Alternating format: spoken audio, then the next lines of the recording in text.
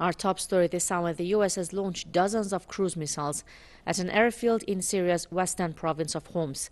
The U.S. president says the strike is in response to what he calls the Syrian government's recent chemical attack in Idlib province. Tonight I ordered a targeted military strike on the airfield in Syria from where the chemical attack was launched.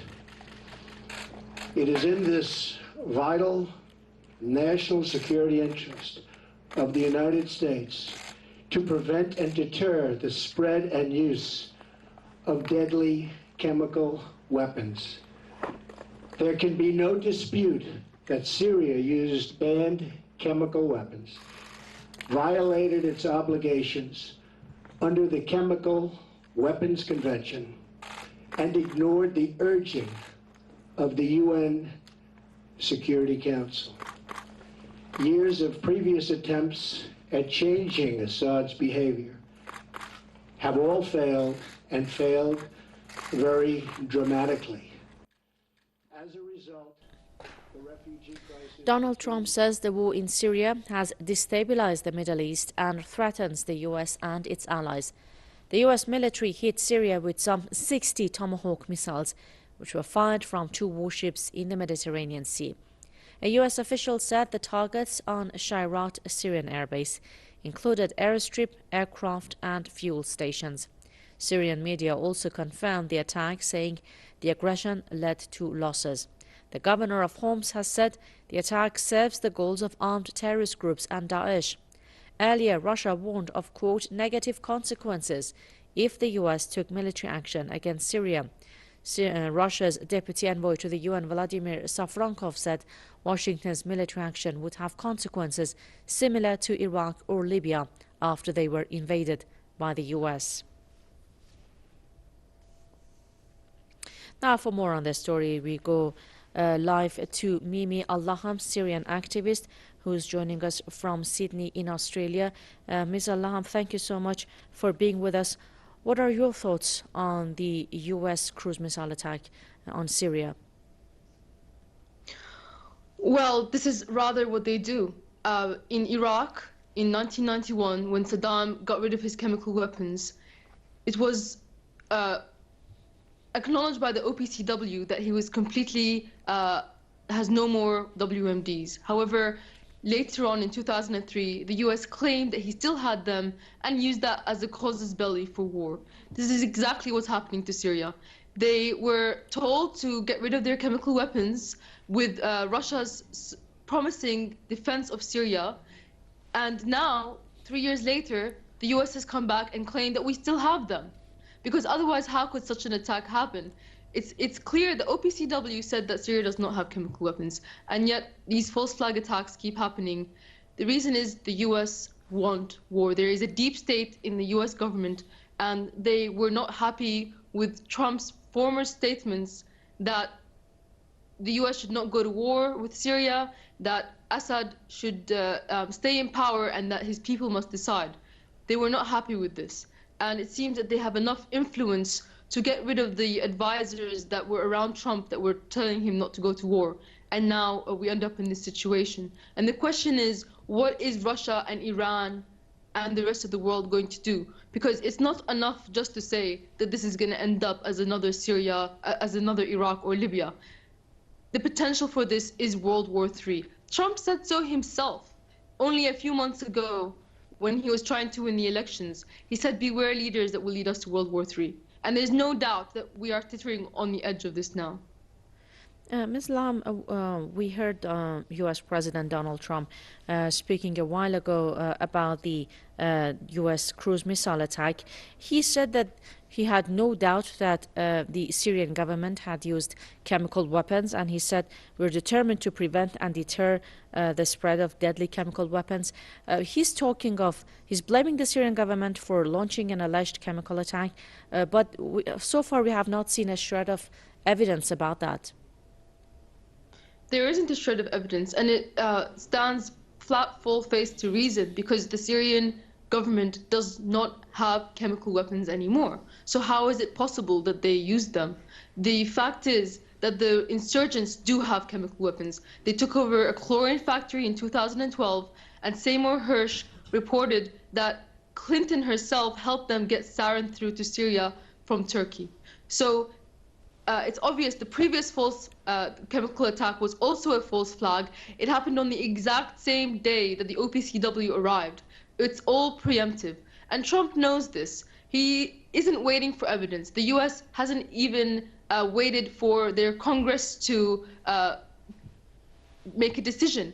They have acted unilaterally against the United Nations, against the UN Security Council. And when you do that, basically you're inviting a global war. This is something we have never seen in the world's history, not since the last World War. What was the rush, Ms. Laham, in attacking Syria? I mean, the attack happened on Tuesday, that alleged chemical attack, and just 2 or 3 days later, we are seeing this huge offensive by the U.S. military, the firing of, as we heard it in the news, 60 Tomahawk missiles against an airfield in Syria, which is reportedly used to target terrorist positions. Yes, basically Trump is aiding ISIS and Al-Qaeda. He has struck the Syrian Air Force, which is in an airbase that's very close to the front lines with ISIS. The objective is clear. They want to balkanize Syria. They want to cut her up. They've drawn up the maps. They want to divide the Kurdish regions and also any region bordering Jordan. They want to get gas pipelines in there. And of course, it's to help and protect Israel. Israel drew up the Yinon Plan in 1980, and this is exactly the Yinon Plan playing out. They want to divide and conquer. Syria is basically fighting for its existence. And as a matter of fact, Syria's existence can have repercussions for Russia's existence, as well as Iran's, North Korea's, and China's, because the Syrian government allows Russia to use an airbase in Tartus, which is its only port in the Mediterranean Sea. So if Russia doesn't act, if Russia loses this, tomorrow the war will be in Russia as well, and they will be in a much, much weaker position to defend themselves from it. So this is a very precarious situation, and it's obvious the agenda here is for Israel. It's Israel's sake, because the American people will gain nothing from this. The world gains nothing from this. ISIS does, however, gain a lot. Yes, that's what I was going to ask you about. Who are the main beneficiaries of the partitioning of Syria, of the downfall of the Syrian government? Well, the number one beneficiary is Israel. And NATO countries come after that. They are a band of vultures, and they're just trying to rip apart Syria, basically. They want to, sorry about this, my apologies. They want to control Syria. They want to force their dollar and the IMF bank on Syria.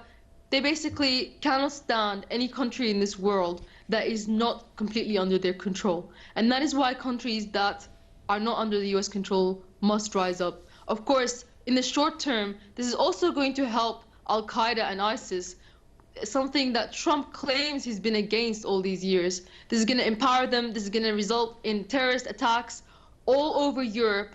They're basically allowing Al-Qaeda to gain land and territory. They're allowing ISIS to control regions of a territory, which they will use as a launching point to basically bring chaos upon the world. And it's so strange, because only 4 days ago, Trump was saying that Assad is no longer a priority and we want to let the Syrian people decide, and only ISIS is the priority. And suddenly he's completely changed his tune. And you wonder whether, he was muscled into it or threatened, or if this was all a ruse in the first place. They feign weakness, but at the end of the day, they're pushing for war. And they have the same foreign policy as Clinton. If Clinton was in power, this probably would have happened sooner. But now you have Trump not only threatening Syria, but threatening North Korea, threatening Iran. And the CIA has advised Trump that if he's going to continue this war with Syria, that he has to attack Iran as well. This is a madman. This is a complete madman. And unfortunately, the small amount of hope we had when he was saying he no longer wants regime change wars has completely eroded with the power of the deep state. And much of his constituents, all the people that voted for him, are very disappointed right now. And it'll be interesting to see what they might do. Is there anything that they can actually do, you think? Yeah, I think that they can. They can call for an impeachment. They can stand out in the streets. They can walk through to the White House. They have to mobilize because at this rate, either there's change in the US or there's going to be war. And it's going to affect all the people of the US as well. This is the moment that they have to act. And this might, in fact, strike fear into the heart of the leadership in the United States, because at the end of the day, they live in the United States and their lives are in the United States. So that's the only way that people can reach them. Ms. Allaham, Russia had earlier warned of negative consequences if the US took military action against Syria. What could those negative consequences be? Well, if Russia really is going to be any kind of power on the world stage, those consequences are going to have to be a Russian retaliation or some kind of show of defense of Syria, some kind of show that they are not going to tolerate any more of this, of force, a show of force. If Russia doesn't do this, if Russia flinches or shows any sort of weakness, then basically the US is going to take that as a ticket to continue doing what they're doing. More Syrian and Russian troops are going to be killed. Russia is going to be muscled out of the Middle East, its only base in the Middle East, and it's going to end up as being a one world order where the US is in control. So basically, Russia has two choices. Either step up to this brinkmanship and show that they too are ready to start World War III and not cave in, or cave in and lose everything, because this is the end of the line. Okay, thank you so much, Mimi Allaham, Syrian activist joining us live from Sydney, Australia. Thank you so much.